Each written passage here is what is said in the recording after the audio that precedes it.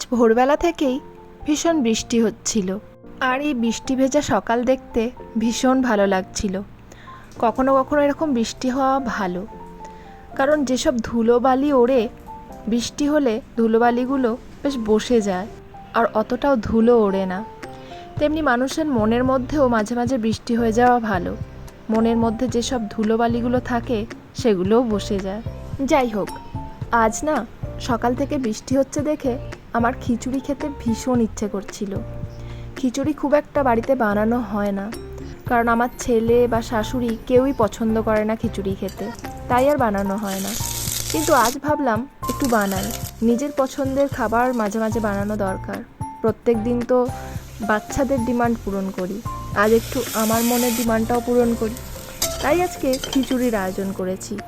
যেহেতু মঙ্গলবার, তাই পেঁয়াজ রসুন কিছুই দেওয়া যাবে না, তাই ভাবলাম একটু গোবিন্দভোগ চালের নিরামিষ খিচুড়ি বানাই।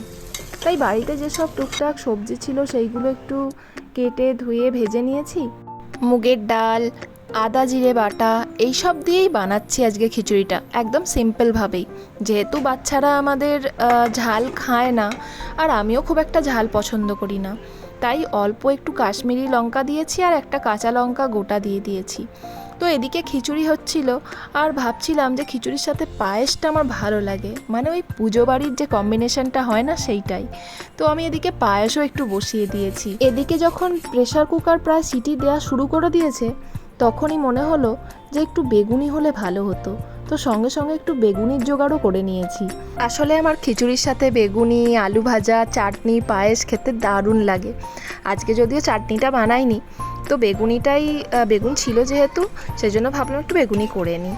আর পায়েসটা খেতে আমার অনেক দিন থেকেই ইচ্ছে করছিল, তো আজকে যেহেতু গোবিন্দভোগ চালের খিচুড়ি বানিয়েছি, তাই পায়েসটাও বানালাম। তো এখানে আমার খিচুড়ি প্রায় রেডি হয়েই গেছে। তো নামানোর আগে আমি হাফ চামচ মতো ঘি দিয়ে দিচ্ছি, যেহেতু নিরামিষ খিচুড়ি একটু ঘি দিলে ভালোই লাগে। ঘি দিয়ে নেড়ে চেড়ে নিয়ে তারপর নামিয়ে নিয়েছি। এই হলো আমাদের আজকের লাঞ্চ। ভিডিও ভালো লাগলে অবশ্যই চ্যানেলটা সাবস্ক্রাইব করবেন। বাই।